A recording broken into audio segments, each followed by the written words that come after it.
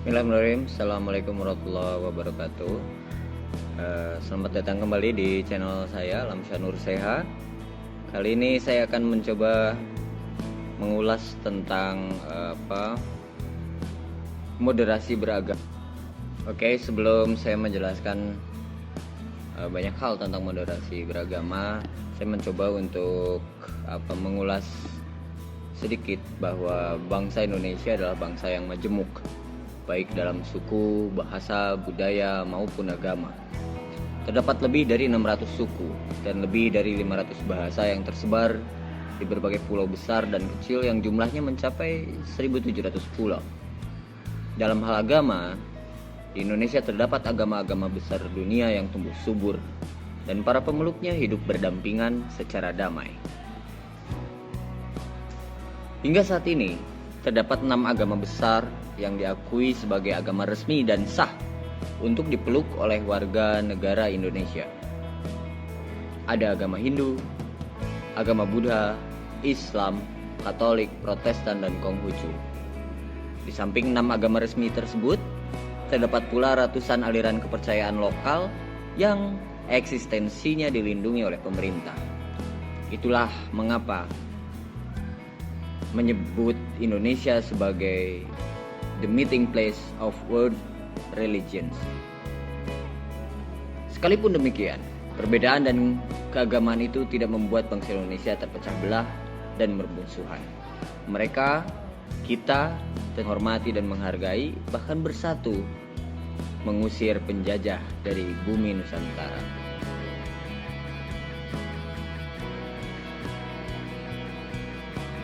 Kawan-kawan, akhir-akhir ini persatuan bangsa Indonesia menghadapi ujian dan cobaan yang berat.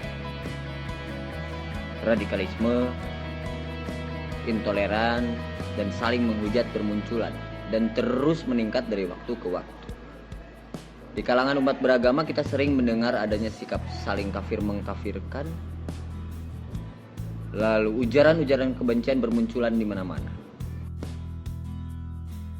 Bahkan menurut hasil penelitian, Jawa Barat merupakan wilayah yang tingkat intoleransinya paling tinggi se-Indonesia. Ya tentu, ini juga dipengaruhi oleh banyak hal. Salah satunya kondisi ini muncul karena adanya pengaruh politik global. Misalnya konflik di Timur Tengah.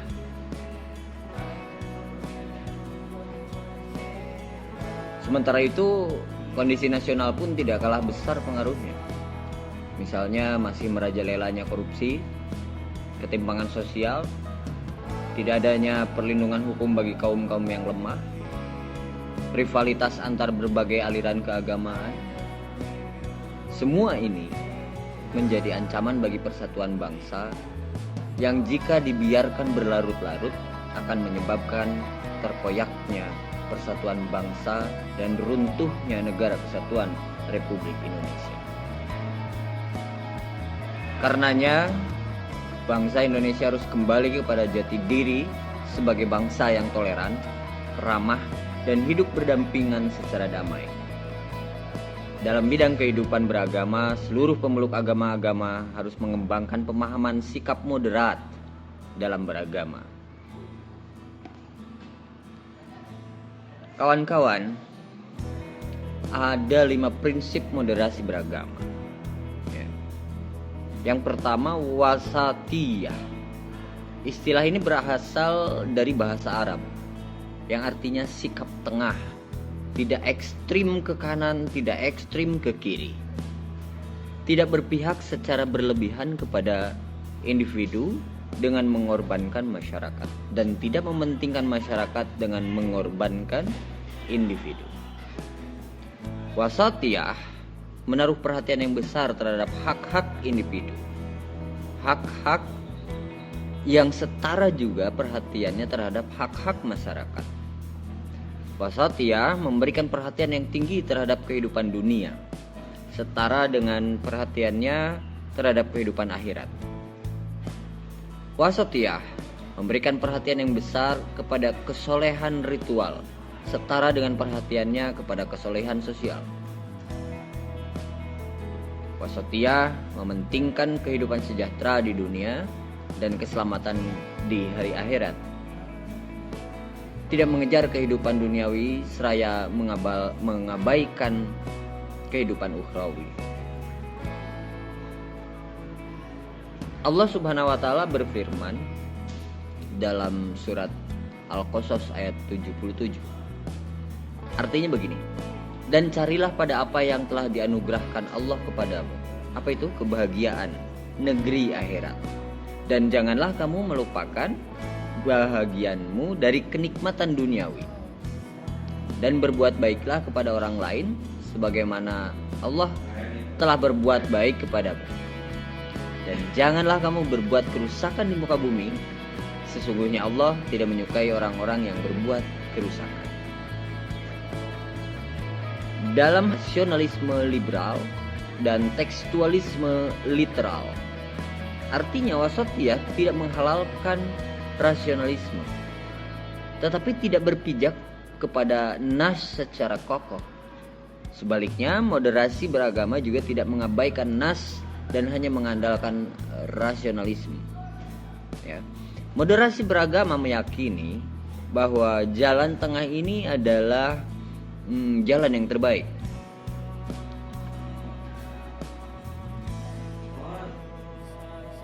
Ada hadis Rasulullah SAW bersabda.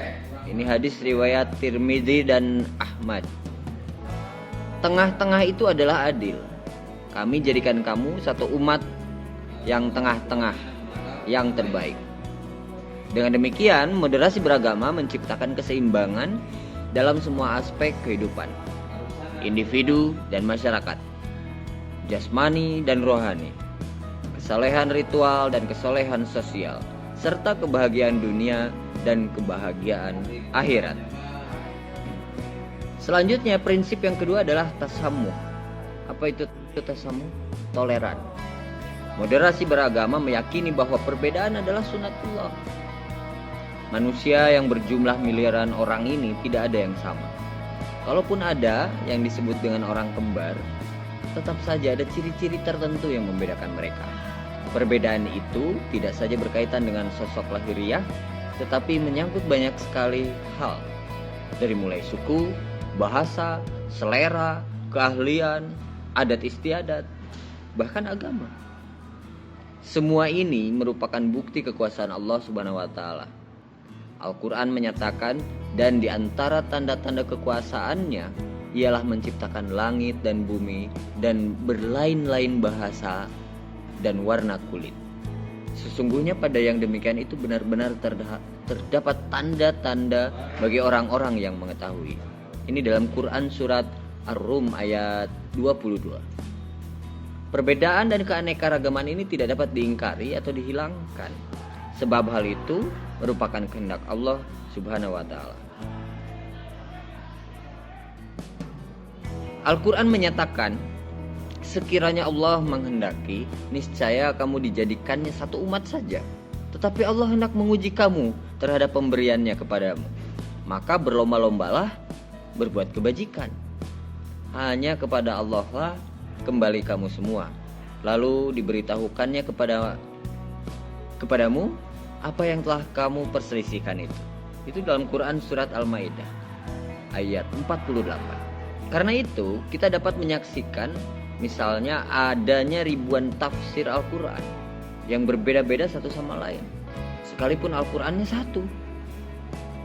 Ada mazhab-mazhab dan penafsiran-penafsiran yang berbeda terhadap ajaran Islam, baik dalam bidang kalam atau teologik, dalam bidang fikih, tasawuf, dan ilmu lainnya. Yang karena itu kita pun telah menyaksikan adanya perbedaan-perbedaan dalam praktek ibadah di tengah masyarakat. Nah, kawan-kawan, saudara-saudara yang saya hormati, perbedaan dan keanekaragaman seperti itu jika tidak difahami dan dihayati dengan baik akan berpotensi menimbulkan konflik, akan berpotensi menimbulkan permusuhan dan perpecahan, yakni masing-masing kelompok yang berbeda memaksakan kehendaknya kepada kelompok lain untuk menerima pendapatnya.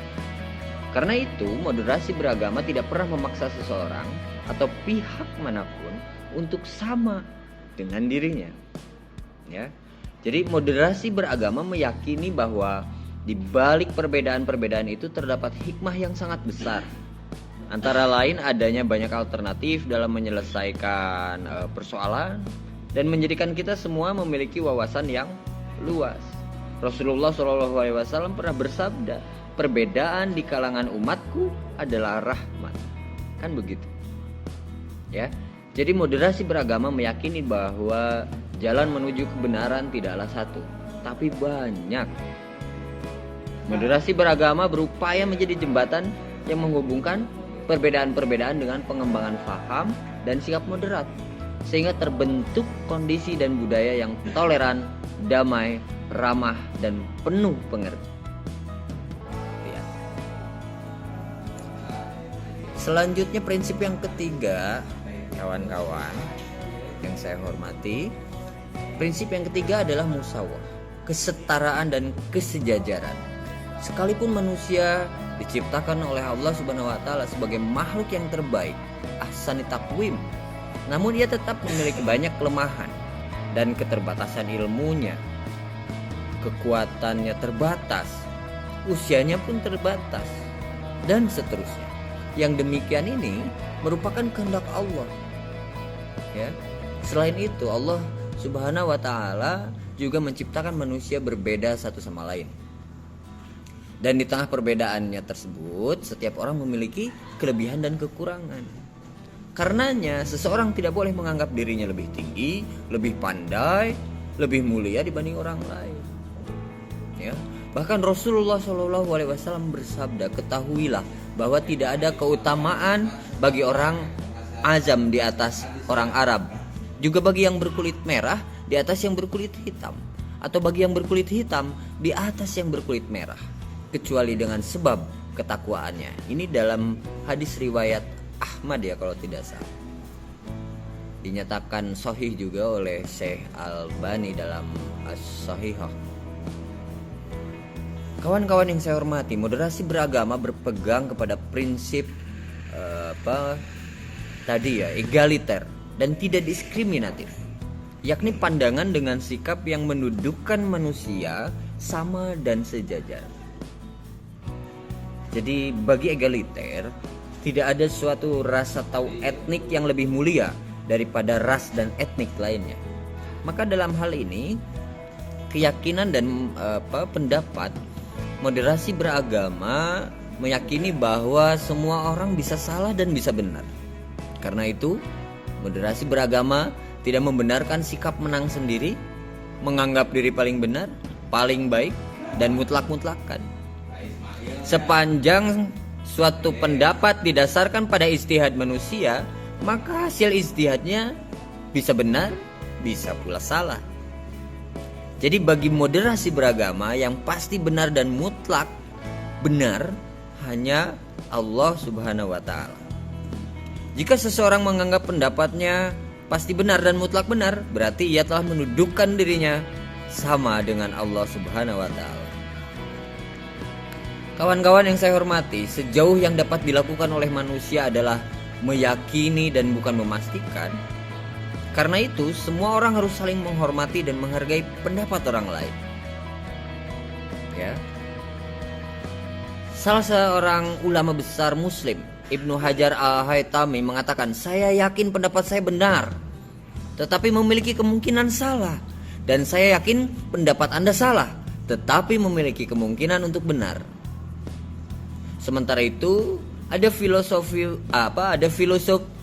besar Prancis, Francois Marie Arouet, atau lebih dikenal dengan panggilan Voltaire, mengatakan, saya yakin pendapat Anda salah, tetapi hak Anda untuk berpendapat saya hormati dan saya bela. Ya, itulah bagaimana prinsip ketiga. Selanjutnya prinsip yang keempat dalam moderasi beragama adalah adil. Jadi moderat adalah tidak terlalu condong ke kanan atau ke kiri. Jadi jika dinisbatkan dengan timbangan, maka sikap tengahnya adalah sikap yang membuat neraca di kiri dan di kanan berada di posisi yang seimbang. Timbangan ini kan lazimnya dijadikan simbol sebagai keadilan, yakni keadilan yang tidak berpihak kepada salah seorang atau sekelompok orang karena adanya hubungan-hubungan tertentu. Ini mengandung isyarat bahwa moderasi beragama adalah sikap yang senantiasa menegakkan keadilan dalam situasi dan kondisi apapun, dan tidak bisa pandang bulu. Ya, kawan-kawan yang saya hormati, hubungan-hubungan primordial, misalnya persamaan etnis dan agama, tidak berpengaruh terhadap sikap yang diambilnya. Karena itu moderasi beragama tidak akan membenarkan suatu pendapat yang salah semata-mata karena adanya hubungan kekeluargaan, kesamaan etnis, dan agama. Jadi moderasi beragama akan mengatakan apa yang benar sebagai benar, walaupun itu datang dari orang lain berbeda agama. Yang salah akan dikatakan salah, sekalipun hal itu berasal dari kerabat sendiri, dari suku yang sama, dan memeluk agama yang sama dengan dirinya. Jadi moderasi beragama memperjuangkan dan membela kebenaran, bukan membela kelompok. Karena itu moderasi beragama selalu bersikap objektif dalam menilai dan memutuskan sesuatu, profesional, dan tidak berdasar kepada ikatan-ikatan primordial atau like and dislike, bahkan terhadap diri sendiri sekalipun. Sikap yang seperti itu didasarkan kepada keyakinan bahwa menentukan sikap dan mengambil keputusan berdasarkan hubungan-hubungan primordial dan like and dislike akan melahirkan kezoliman dan merusak sistem yang benar. Allah dalam Al-Quran menegaskan, wahai orang-orang yang beriman, jadilah kamu orang yang benar-benar penegak keadilan, menjadi saksi karena Allah, biarpun terhadap dirimu sendiri atau ibu bapa dan kaum kerabatmu. Jika ia kaya ataupun miskin, maka Allah lebih tahu kemaslahatannya. Ini ada dalam Quran surat An-Nisa ayat 135. Terkait adil ini, Al-Quran juga menegaskan, hai orang-orang yang beriman, hendaklah kamu jadi orang-orang yang selalu menegakkan keadilan, menegakkan kebenaran karena Allah, menjadi saksi dengan adil, dan janganlah sekali-kali kebencianmu terhadap satu kaum mendorong kamu untuk berlaku tidak adil.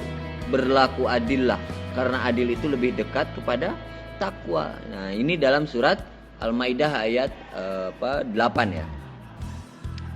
Nah, selanjutnya prinsip yang kelima dalam moderasi beragama adalah keterbukaan dan dinamis. Jadi moderasi beragama adalah paham dan sikap beragama yang terbuka dan dinamis, ya, tidak jumud dan statis. Hal ini didasarkan kepada keyakinan bahwa zaman ini terus berkembang dan masyarakat terus berubah, sehingga problem-problem baru pasti bermunculan. Nah, terhadap berbagai perubahan yang terjadi, moderasi beragama bersikap terbuka terhadap nilai-nilai baru atau hal-hal baru. Tetapi pada saat yang sama tetap menjaga identitas dan jati diri. Nah, dengan demikian moderasi beragama menghargai secara seimbang nilai-nilai baru, tetapi tetap memelihara nilai-nilai dan kearifan lokal yang diwariskan oleh para leluhur kita. Ya. Jadi di sini moderasi beragama berpegang teguh pada prinsip memelihara warisan-warisan terdahulu yang baik dan mengambil nilai-nilai baru yang baik. Dengan prinsip ini, moderasi beragama dapat menerima nilai-nilai dan budaya modern dengan tetap memelihara nilai-nilai leluhur yang diwariskan oleh para pendahulu kita. Prinsip ini dipegang teguh karena moderasi beragama yakin bahwa bangsa Indonesia memiliki budaya dan nilai-nilai luhur yang sudah tertanam kuat dalam jiwa bangsa Indonesia selama berabad-abad.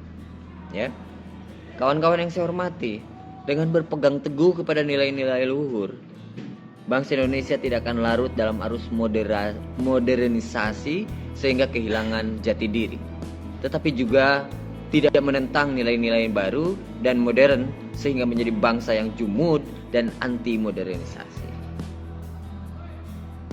Sampai situ. Baik kawan-kawan yang saya hormati, lantas lingkup moderasi beragama ini seperti apa?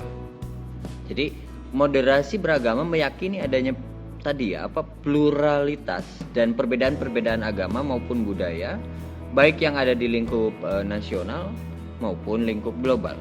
Dan pada saat yang sama, moderasi beragama menyadari sepenuhnya tentang potensi-potensi berbahaya dari pluralitas dan perbedaan-perbedaan itu. Jadi hal inilah yang